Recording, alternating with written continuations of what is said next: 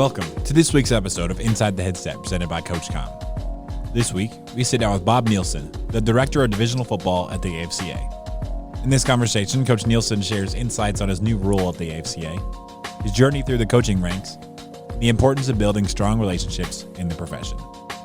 But first, a word from CoachComm.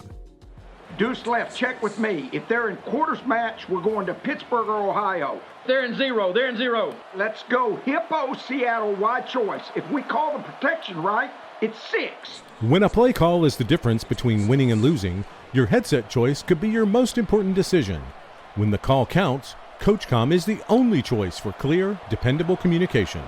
Visit CoachComm.com for more info. We got it, guys. Good job. Follow Inside the Headset on your favorite podcast platform and subscribe to our YouTube channel for exclusive content. If you enjoyed this episode, please give it a like and leave a review. It really helps others discover the show. We drop new episodes every week, so hit that follow button and never miss a moment. Now, let's get inside the headset with Coach Nielson. Coach, how we doing? Good. Well, it's exciting to be on with you.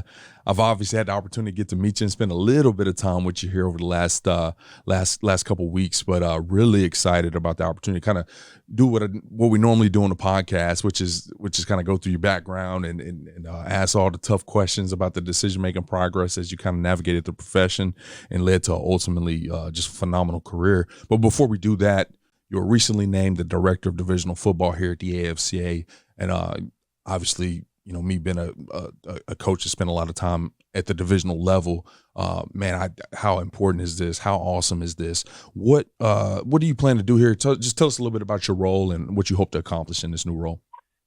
Yeah, you know, it's ironic. You know, I stepped down from coaching in January, and right away got a call from Coach Bowl with regard to interest and opportunity to be involved and with the AFCA, and definitely even though I stepped down from coaching, I wanted to continue to be involved in college football and find a way to continue to be impactful as our game is facing some real challenges as we move ahead, and just worked out to be exactly kind of what I was looking for, and I think a way in which I can help college football and certainly assist the leadership of the AFCA, working with some of the divisions of college football that right now, with all that's going on in FBS, have some unique and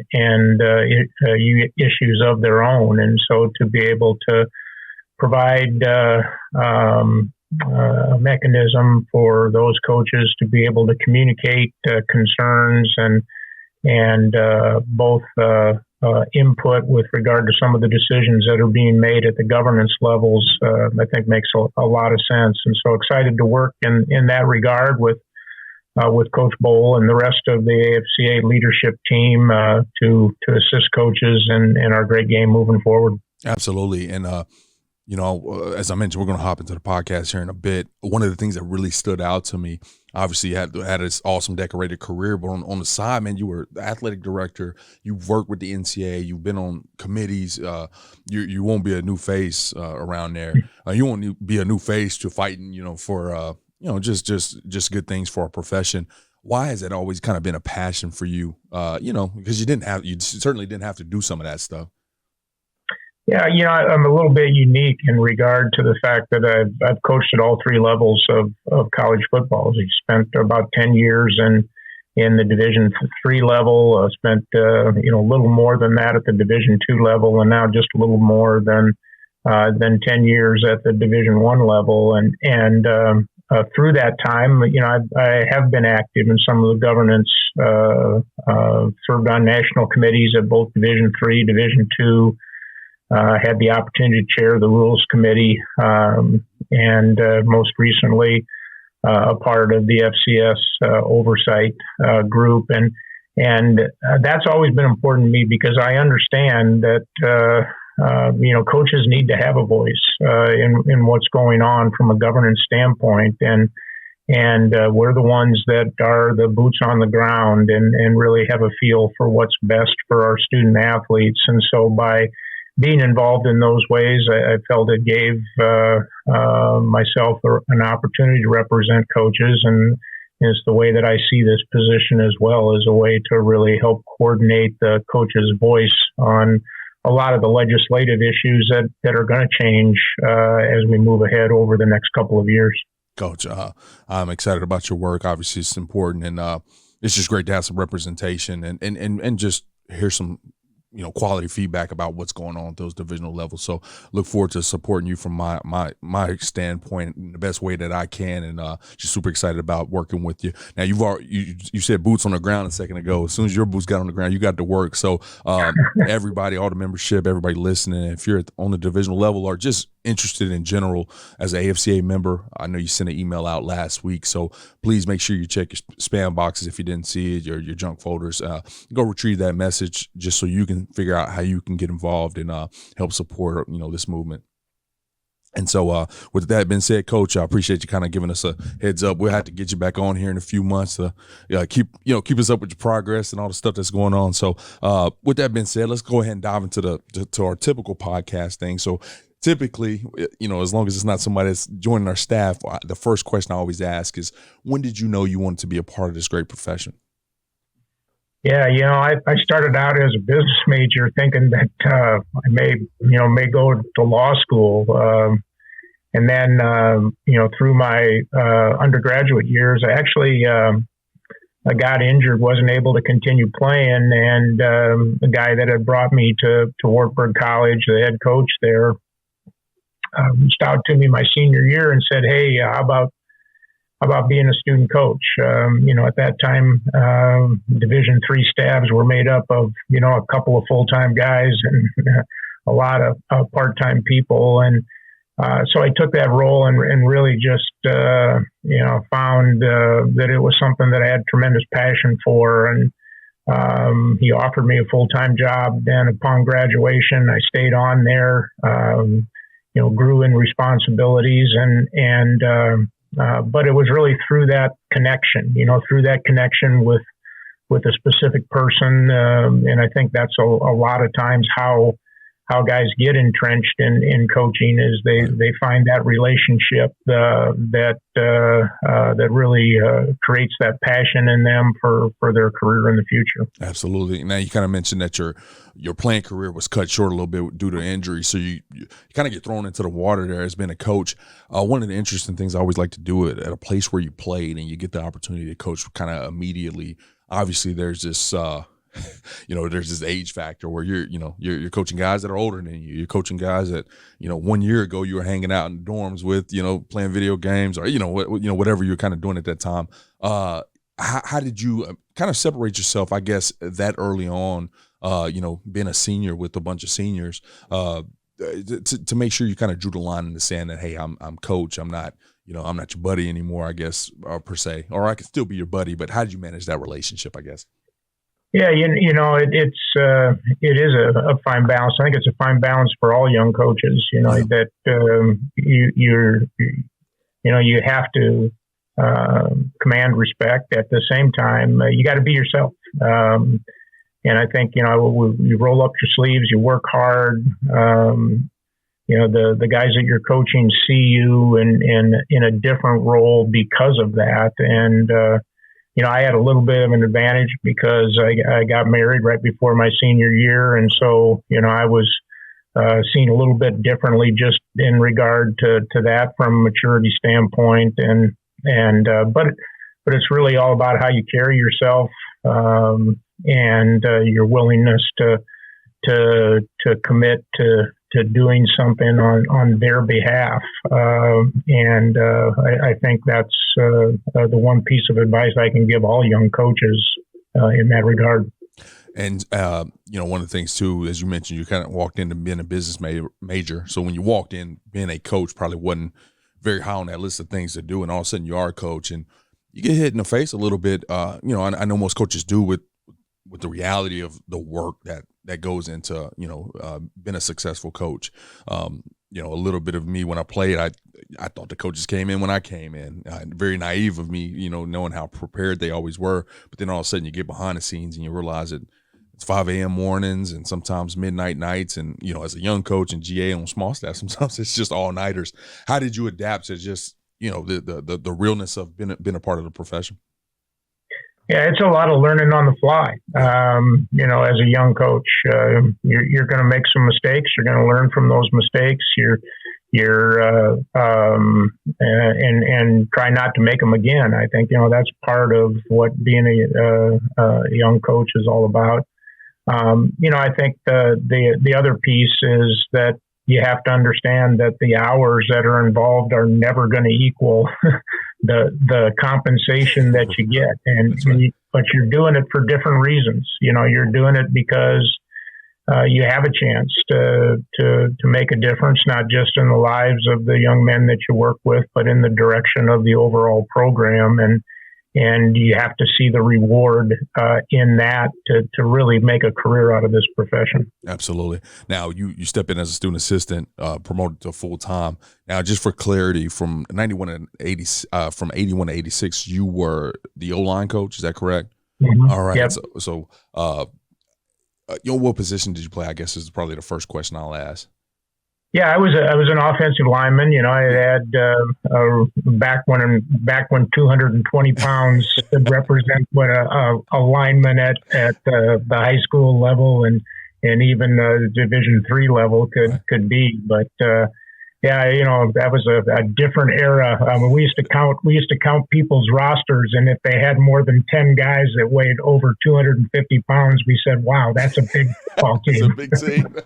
Oh, that's awesome. That's awesome. So, just real quick, I talk about your development as an O-line coach, right? So, obviously, you had this experience being a player both high school and college. So, you're able to kind of maybe build some drills out as a player that you use. But as you step into this coaching role, how did you make sure that you were given the best to be a great offensive line coach and prepared as possible from a knowledge standpoint? One of the things I firmly believe in is part of the AFCA, going places, learning from people. We went to every place as a Division III staff, and as a young assistant, we went every place in the spring. I remember one of the first springs as an assistant, we went to the University of Missouri, and Bob Stoll was the head coach at that time. And of all people, his offensive line coach was Andy Reid back then. And so, you go, you pick up something, you bring that back, and you develop your own philosophies and styles based on all those pieces that you bring back. And attending clinics, and whether it's the state association clinics or obviously the AFCA convention, have all been a part of that young coach developing. You got to be eager to learn, because there's always opportunities to do that in our profession. Absolutely. Now, this one's super interesting for me here. You're 26, is 27. I'm trying to do some quick math in my head here. And you get an interesting promotion, I guess, to coordinator there at Wartburg. Mm-hmm. And I have to, I'm prefacing this like this because I want to make sure I'm correct. You got promoted to defensive coordinator. All right. Yep. So all O-line coach all the time through O-line in high school. How did you get promoted? Obviously, you're doing a tremendous job to even be thought about to get promoted, period. But how'd you get promoted to the other side of the ball? Well, you have to remember that, staffs at that time, the number of actual full-time people that you had on your staff were relatively small. I think, our staff at Wartburg at the time was our head coach, who was a full-time employee. Our defensive coordinator had actually been the head wrestling coach, and he wanted to step away from football to focus on wrestling. I was the only other full-time guy on staff. Everybody else was a high school teacher that was working. And so, again, one of those jobs you get thrown into the fire a little bit. I had a resource to be able to lean on with the prior defensive coordinator still being on campus, and you lean on them.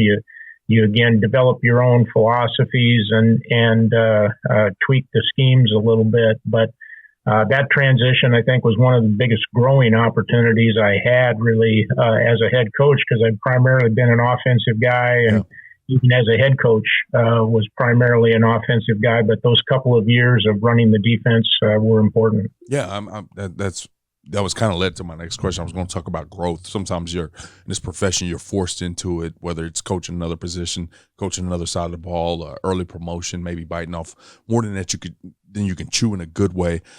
So kind of having that resource right there on campus, like how did you tap into him in that first year, those first couple games where you're like kind of learning by the seat of your pants a little bit, calling it for the first time, whether ORD, but you're calling the side of the ball for the first time. How did you lean on him and the head coach throughout that process? Yeah, it's just it's always collaborative. It's sitting down together. I'd spend some time at the beginning of the week, making sure that, from a planning standpoint, everything matched. The head coach that I worked for was a guy by the name of Don Canfield, who later went on to St. Olaf College in Minnesota.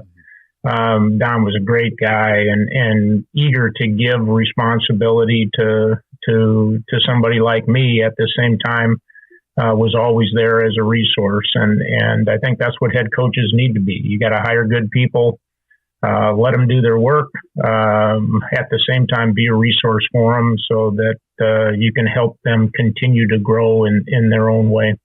Well, the story has been written for you already. 32 seasons. You've been a heck of a coach, so I can ask the tough questions. You don't have to sugarcoat it. What was one of those things, or some of the things that happened in that first year as a coordinator that you look back and say, "Golly, I just didn't know what I didn't know at that point in time." What were some of the difficulties you faced? Yeah, it all kind of goes together. Those first years as coordinator, and then I was a head coach at 29, and honestly, that was a lot of learn on the job type thing too. But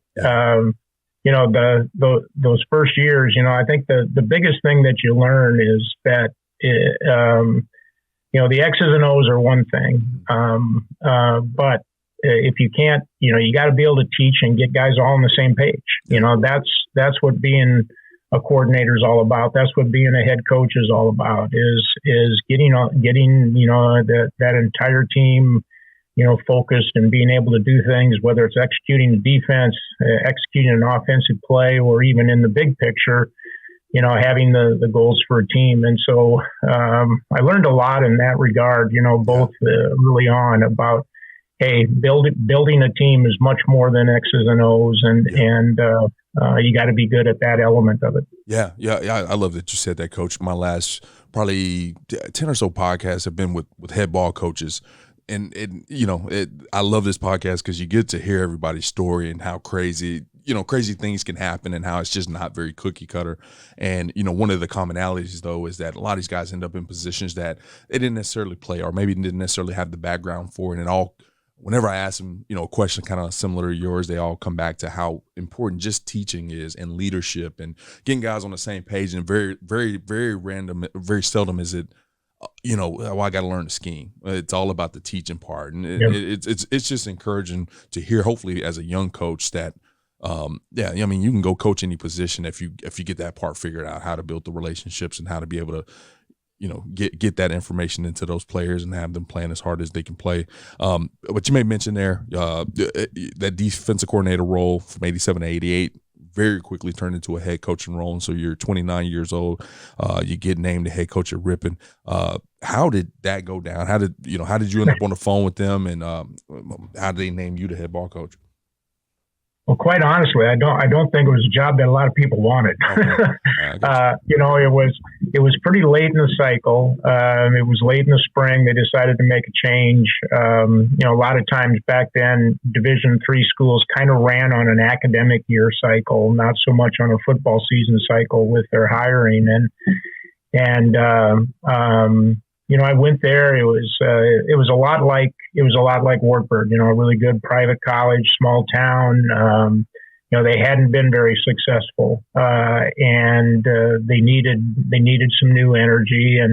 And after going there, meeting with the people, knowing that I wanted to take that next step career-wise, just all made sense to to take that job and roll up my sleeves and get to work. And, you have to do that at that level, starting first and foremost, like you do at any level with recruiting.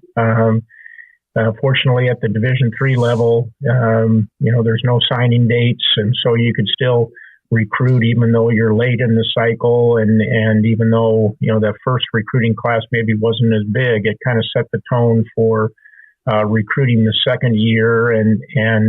But I entered the fall with I think it was mid-50s on our roster.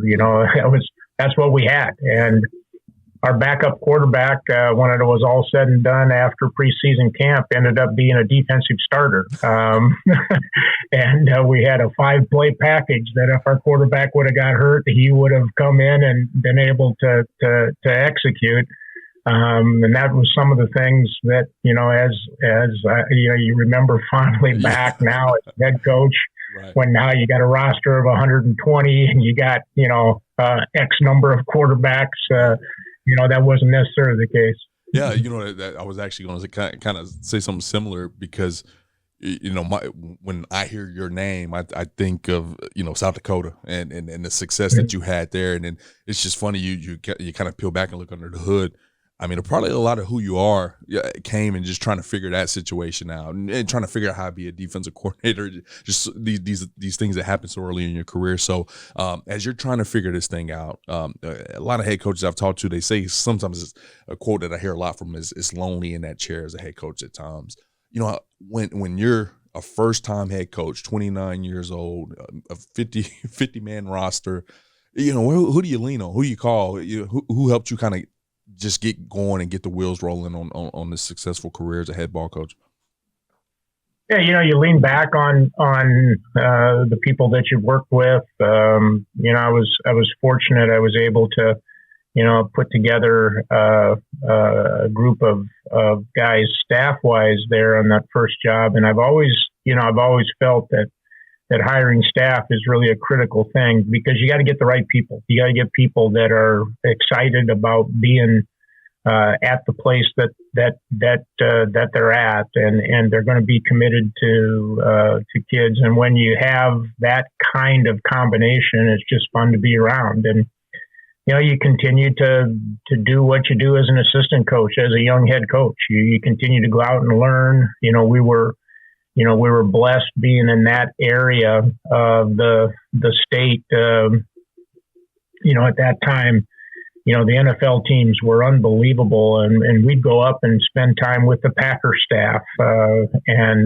We had, a couple of guys that were Ripon alums that were in the NFL, and they came there to vacation in the summer, and I would sit down with them and pick their brains a little bit, in addition to going to other college staffs and clinics and associations. And so you have to keep growing. And so that, you're not feeling like, hey, this is, there are resources out there for head coaches. And it's, even though you got to make decisions now that you didn't make before, as an assistant, you feel comfortable making those decisions because you're gathering information all the time that helps. Absolutely.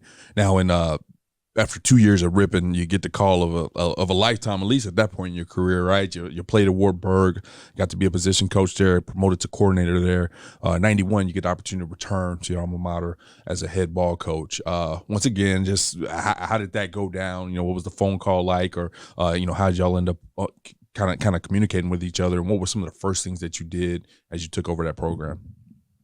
Yeah, I had spent a lot of time there, and both as a student and then, as an assistant, had a variety of administrative positions while I was coaching. And so I got to know our president at Wartburg really well. And when Coach Campfield, who had been the guy that I had worked for, decided to move on and that job opened, the president reached out to me and said, "Hey, we want you back." And that's a pretty good tug when your alma mater calls and wants you back. And in addition to the head coaching opportunity, the athletic director's job was open at the same time. And so they were willing to combine those two positions. I certainly understood the importance of how the administration and the football staff has to work together. And Now, it was a lot. It was doing both jobs, but tremendously rewarding to be both on the administrative side and also in the head coaching side back at my alma mater. And we were able to really put together some really good teams during that 5-year period that I was there. I think it's super interesting that you kind of mentioned during your first stint there that you were able to establish some relationships with the athletic administration, probably more importantly, the president. For a young coach out there kind of going through the profession, I don't want to say how important is it to build a relationship with the president, but how important is it to maybe facilitate some of those relationships within the administration, within the athletic department? Just how do you do it and how important is it, I guess, is the question. That's a really good question. I think there's tremendous value in that. I think the more coaches understand the big picture of how things work together, the better prepared they're going to be to take leadership positions down the road. And whether that means engaging yourself in the athletic department, obviously at smaller schools, those administrations and athletic department are much more entwined because they're smaller. But at the same time, knowing what's going on in college athletics outside of coaching your position group and knowing what's going on at the university outside of coaching your position group are really valuable from a perspective standpoint because when you become a head coach, that's one of the things that you have to understand, that the world becomes broader and you have to be more knowledgeable about what's going on both institutionally and nationally. During that time frame as the head ball coach at Wartburg, 91 through 95 and 93, you were conference champs, conference coach of the year, D3 playoffs for the first time in a little over a decade. I think that probably been early in your first stint there as a assistant. And then in 94, D3 playoffs, and then the first playoff victory in school history. How important, I don't know if there's any connection here, but how important was that stop at Ripon, to be able to just run off and go to a tough program and try to figure it out and then be able to kind of get back and bring some success to Wartburg? Yeah, really important. I've told people before, I made probably as many mistakes as I made good decisions those first couple of years as a head coach, but it's all a learning process, and I think more than anything, the understanding of what it was going to take. I knew that league, but also understanding from a national standpoint, being in a different Division III league, what it was going to take to compete nationally, and from a recruiting standpoint, from a program building standpoint, that experience was tremendously valuable to make that move and be able to hit the ground running, so to speak, as a head coach at a second stop. Now, after the success there, as the head ball coach at Wartburg, you get the opportunity. Please, if I butcher this, correct me here, but Wisconsin Eau Claire, right? Eau Claire, yeah. Eau Claire, okay. The E threw me off. Wisconsin Eau Claire, from 96 to 98. Stepping away from your alma mater, for this opportunity, once again, how did it arise, and what kind of decision making between yourself, your wife, family went into you taking this opportunity? Yeah, well, we had played a lot of the Wisconsin State University schools in the national playoffs when I'd been at Wartburg, and that league had become very dominant at the Division III level, and there's good reasons for that. Obviously, from a size of school standpoint, from the ability to affordability standpoint, and so that opportunity came up. I knew one of the assistants that had been there. Again, a program that hadn't been very successful, but there really was no reason why they hadn't been competitive. It was an opportunity to really build and a chance to get back and be fully focused on being a football coach rather than dividing my time between coaching football and being an athletic director at a small school, which means you're doing everything from making the popcorn for basketball games to counting the ticket money after games. And so there was an opportunity to kind of refocus. And we really liked the Eau Claire area, a little bit bigger city. And so from a family standpoint with young kids, there were some great opportunities for our daughter, who was in middle school at the time. And so the move just made sense and was a good move for our family. Now, I did kind of glaze over that part of you being athletic director at Wartburg. In the fall, just really quick, just give us a snapshot of what it would look like for you as the head ball coach / athletic director, where, revenue and volleyball, all the sports that are happening in the fall, basketball beginning, how obviously your plate was full, but I mean, what was a day like for you with so much going on? Yeah, well, the day consisted of, obviously getting ready for football practice as a part of your role, but also administrative meetings where I had to meet with, different administrators on campus, was actually part of the president's cabinet as the athletic director, and met a lot with vice presidents for student services and those areas. Meetings with other coaches, you're leaning on your support staff during the fall for sure to do some of the things, but then maybe at that level, your support staff was also, in my case, my support staff, primary support staff person was also our women's basketball coach. And so during the winter after football was over, all of a sudden, all of those contest management responsibilities fell back on my shoulders, and so it was a full day, for sure. You try to prioritize the football component in that dual role during the fall, and then lean on some other people during that season so that you can have your team fully prepared to be able to compete for a championship while you're doing both jobs. Absolutely. I appreciate you sharing that. Obviously, you get the opportunity to kind of do this a couple more times in your career. You mentioned Eau Claire when you were thinking about taking a job. They were having their struggles, I guess, but you said there was no reason they should have, or there were some opportunities there. Like, how do you evaluate that as a coach who hadn't coached there before? That, man, this place could be a gold mine. How were you able to look at that job and kind of see that? Yeah, first of all, you gotta understand educationally the type of school it is, and it was a really good school. Actually, academically, one of the best in the Wisconsin system. Had a very broad-based program. Was in a great area of city of about, I think at the time it was 80,000 people that had a lot of things for students to be involved with when they were there. The league was highly competitive. You had Whitewater at the time that year in, year out was competing for national championships, along with a very strong tradition in Wisconsin lacrosse with Roger Herring, Hall of Fame coach that was there at the time.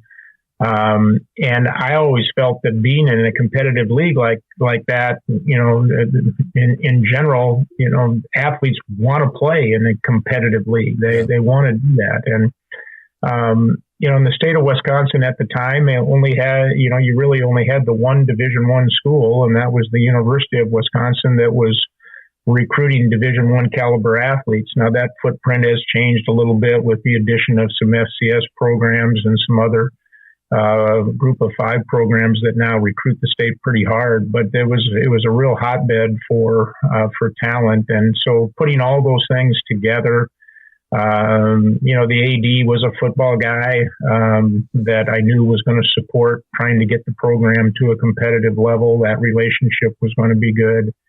And so I knew it was a place where we could go in and hit the ground running and improve.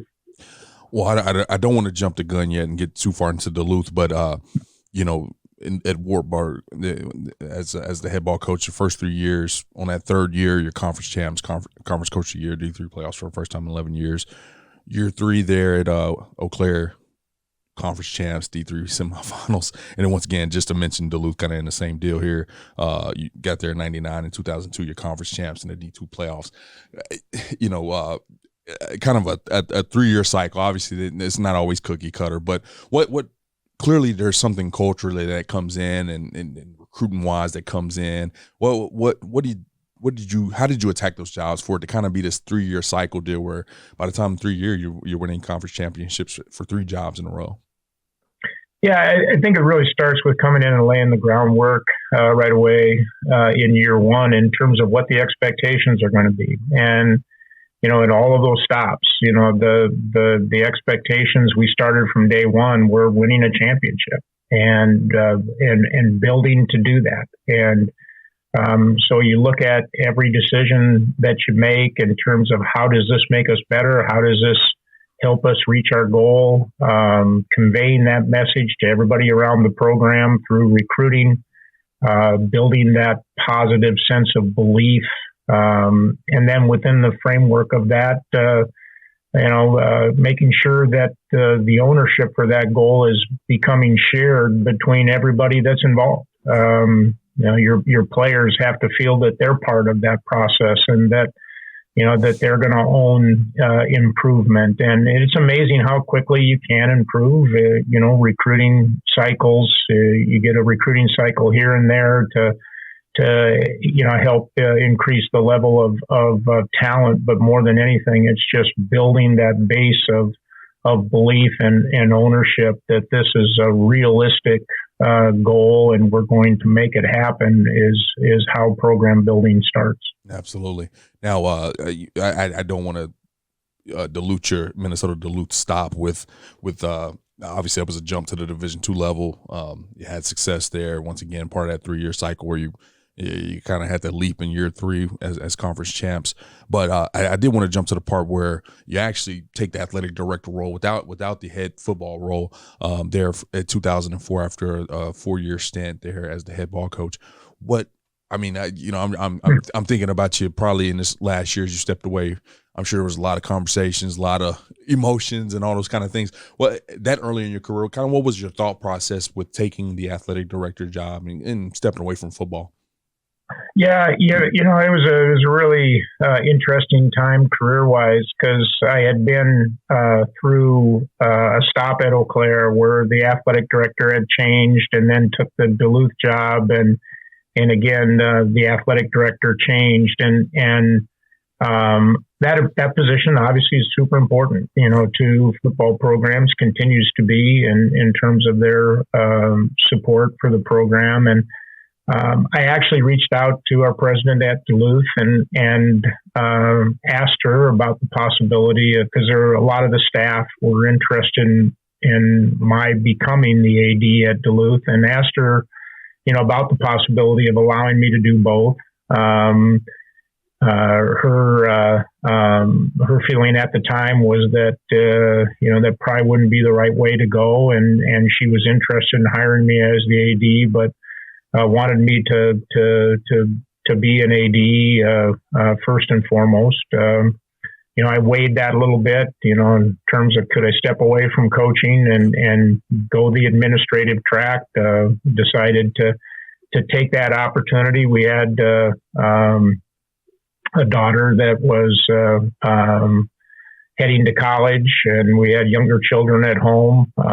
Chance to be around them a little bit more as an AD, and so decided to take that. And what I found out is after a year and a half that I missed coaching so bad that I was going to find a way to get back into it at some point. But it was a good decision. Again, an opportunity to kind of see more of the grand scheme of what was going on in college athletics. I got involved, in Division II national committees through that process as being an AD, and I think it really helped me become a better football coach as we move down the road. Yeah, now I won't act like that I've ever sat in some of those committee meetings, but within even having some conversations with Coach Bowl here in this short period of time he's been here, and our previous executive director here at the AFCA, sitting in those committee meetings, oftentimes you got a wide wide array of experience in there in regards to where these people are from. And, some of the schools don't even have a football program, and, they're having discussions about what's going on within the football realm.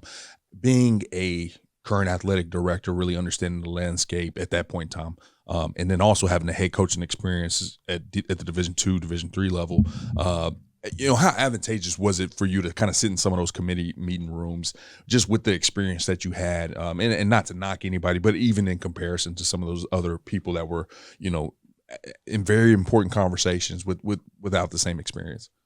Yeah, the makeup of those NCAA committees is there are some coaches, but it's a lot of administrators. Some of the administrators had coaching backgrounds, some didn't. And, that's one of the things in college athletics now, administrators more and more do not come from coaching backgrounds. So having had coaching background, understanding the issues that coaches are dealing with and how some of the decisions are going to be made at that overall level, and how they're going to impact the actual way in which the game operates. And I think and I'm not talking about rules and things, but how the process of building the program and doing those things gave me a pretty unique perspective, honestly, to have been on both sides of the fence, along with understanding how athletic programs operate and the budgetary impacts of things and decisions that are being made as well. Yeah, absolutely. I appreciate you sharing that. Once again, obviously, it'd be a tremendous experience and very helpful for your role here as the divisional football at the AFCA. Now, in 2008, the press conference of all press conferences, you get to hire your first head football coach. You introduce Coach Nielson as your first head coach. No, I'm obviously joking there, but how was the president the same? Did her views change, or did the new president come in? Basically, how did you all of a sudden end up back as the head coach / AD? Yeah, the same president. We had over the 3.5 years that I had been away from coaching, I had been the AD. We had continued to advance our athletic program at Duluth. Budgetarily, we had gotten ourselves to be in a relatively good spot. Duluth was an interesting place. You had Division I ice hockey, both at the men and women's level, along with all of the Division II sports, and very competitive ice hockey. And so I felt the timing was right, and I'd built a really good administrative support staff around me that I knew I could lean on if I went back and stepped into coaching. And so I honestly just went into the president's office and said, "Hey, I know we talked about this, 3.5 years ago, but I'd like to bring it forward." And she was extremely supportive of doing it. So I joked, had salary conversations in the mirror, and we moved forward. And I was really, really excited to get back on the sidelines. And yeah. I told people that, being an AD, you don't have the same relationships that you have with student athletes that you do as a coach. You don't have that day-to-day seeing that development, and so that's what I really missed. I missed that, and getting back on the field for me was a breath of fresh air. Yeah, well, you made a heck of a hire, because the guy came and won 2008, 2010 Division II National Championship, 2009 and 11 D2 quarterfinals, and in 2012 made the Division II playoffs. Now, you put a lot of structure there, so you clearly knew what you were doing. But for the president's fear, I mean, that could have been a tough deal for you, and all of a sudden you don't have that success. I mean, was it a motivation a little bit to make this thing work? Or did you were just confident in your setup and just went to work and just kind of did your thing? Like, was that a little chip on your shoulder to prove that you could do it? Yeah, I think it was more a confidence thing. I think that's one thing too. Coaches, I talk about, hey, when you go into a job, you better be confident that you got the best job in the world, and that you can build something special there. Because if you don't have that level of confidence and belief, nobody around you is going to have it. And, I knew it would work. Again, had great coaches and the other programs that weren't going to need a lot of support. As an athletic director, had a staff that I could lean on, both football wise and administrative wise. And so, from that standpoint, one of the reasons why I think we were able to be immediately successful is that, there was no looking back. It was continue to build forward, and at a time when anytime there's a coaching staff change, that there can be, a transitional component. And we didn't have that. We just hit the ground running and kept going. Yeah. Well, this question is very specific for you, because obviously I know the opportunity to win a national championship is tough to come by, and it's going to be led by obviously a great staff, great players, great support from the administration, which obviously you were a part of, both sides of that deal. But for you personally, what was it like to, have success, win these conference championships at all these stops that you've been at, but to ultimately kind of just sit at the top of this thing for 2 times and be a national championship winner? What was it like for you? Well, certainly rewarding. It's a testament to the work that you're doing is helping, helping a program go the right direction. That some of the things that you're doing make sense, and you see it in the results. But I think, you look back on it now, and people have asked me, what do you, and it's really it's really the relationships. It's it's the guys from that team that I still communicate with, and the success that they had together, that you see, as coaches, the plaques end up getting put and trophies end up getting put in a corner someplace, but the reward in those relationships is really what it's all about. And one last thing here about the athletic director portion of this whole deal.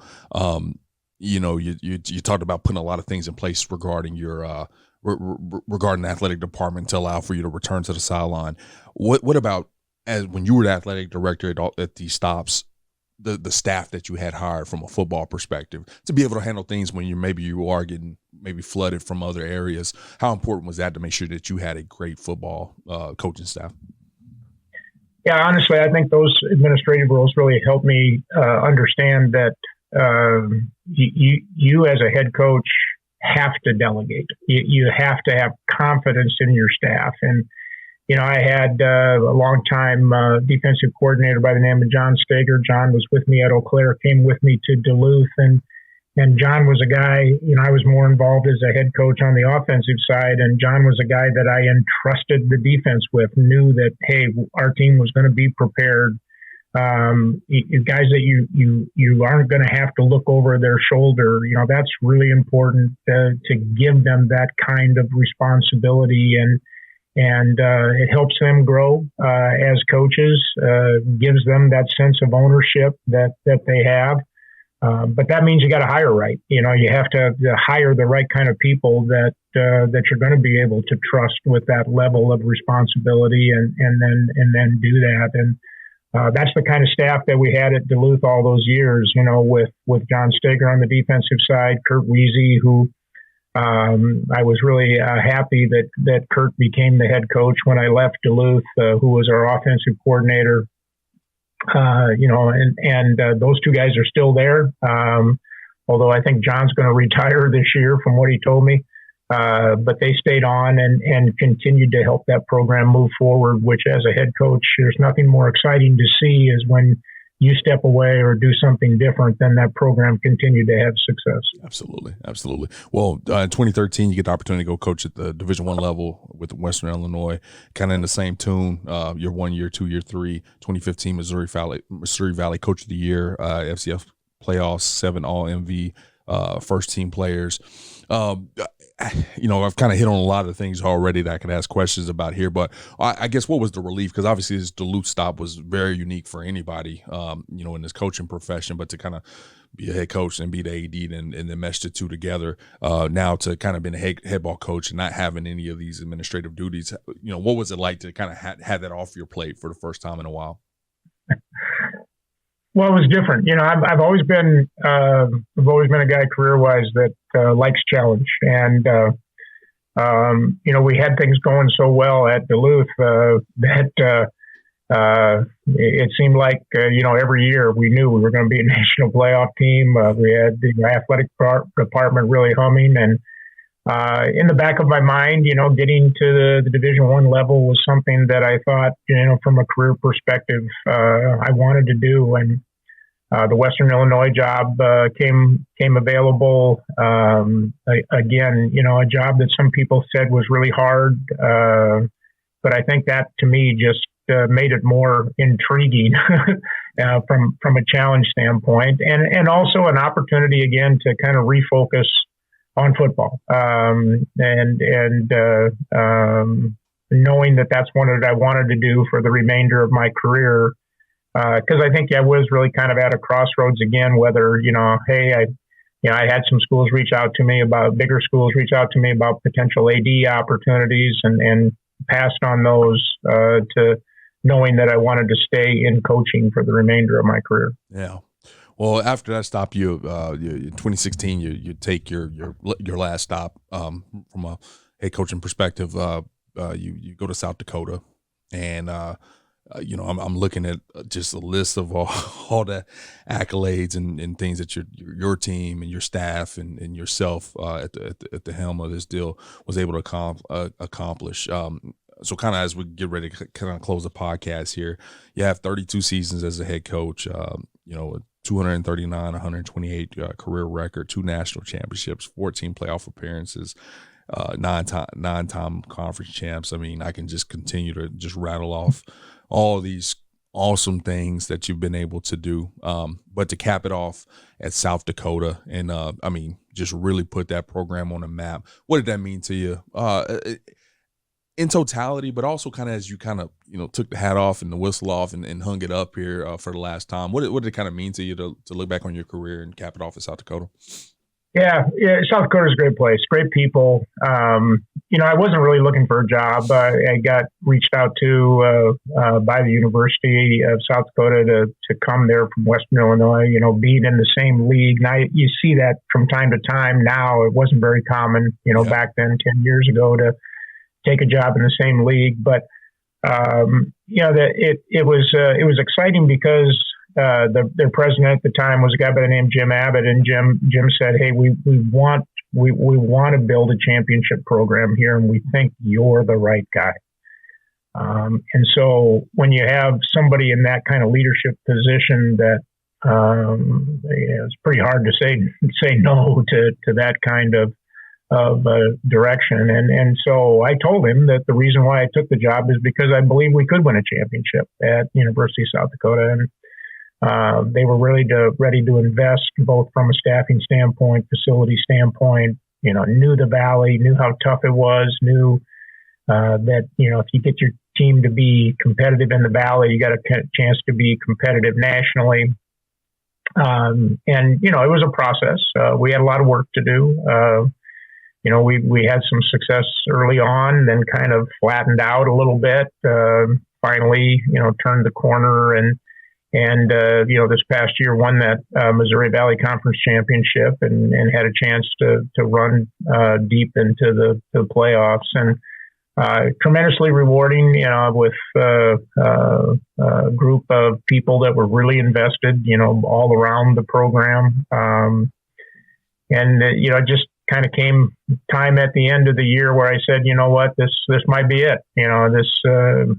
Time to do something different from a life standpoint. Even though I love what I do and love being around the kids, and so that's what's taken me to this point in my career. Yeah, absolutely. Well, I think it's awesome. I mean, sometimes I was in the profession for a decade, and I've seen several coaches that maybe I don't want to say stay too long, but obviously their last year, they can't say they won a conference championship for the first time in school history, right? And you kind of able to leave on that high note, maybe not necessarily pitchforks and a mob running behind you trying to get you out of there.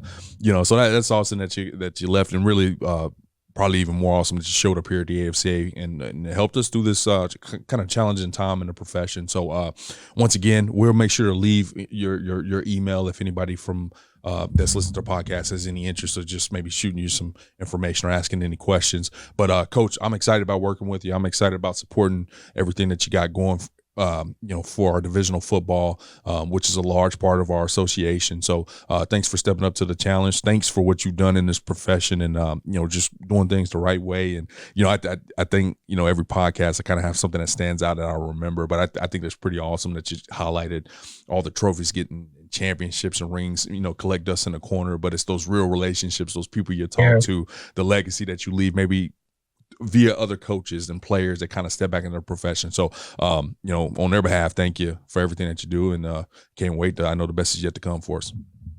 Appreciate it. Look forward to working with you and the rest of the AFCA staff, and look forward to working with coaches across the country. Absolutely. Thanks, Coach. CoachComm has been delivering tough headsets for tough teams for more than 31 years. It's why 97% of FBS teams and thousands of high schools across the country rely on CoachComm. Get the best for your team. Visit CoachComm.com for more info. Thanks for listening to this week's episode of Inside the Headset, presented by CoachComm. If you'd like to learn more about this week's episode, head over to AFCA.com. There, you can access every episode and find corresponding show notes. Remember, you can catch every episode of Inside the Headset presented by CoachComm on wherever you get your podcasts, including Spotify, Apple, and YouTube. While you're there, we'd love for you to take a moment to rate, review, and subscribe to the podcast. Your feedback helps us improve and grow. Keep up with the latest news by following us on social media. Connect with us at Inside the Headset, and remember to tag us when you share your favorite episodes. For more updates on all things AFCA, be sure to follow the @WeAreAFCA social media accounts. If you're not a part of the AFCA community yet, visit AFCA.com to join thousands of NFL, college, and high school coaches nationwide and across the globe. Elevate your coaching game with an AFCA membership. You'll gain exclusive access to the annual AFCA convention, magazine, digital library, and AFCA Insider email. Stay up to date with the latest stories and news on the AFCA website. More than just a convention, the AFCA offers continuous education, guidance, networking, and more. Celebrate the past and shape the future with the AFCA. It's about fostering exceptional coaches who create outstanding teams and even better individuals. Invest in your skills and make a lasting impact today by engaging with the AFCA. Your journey starts here.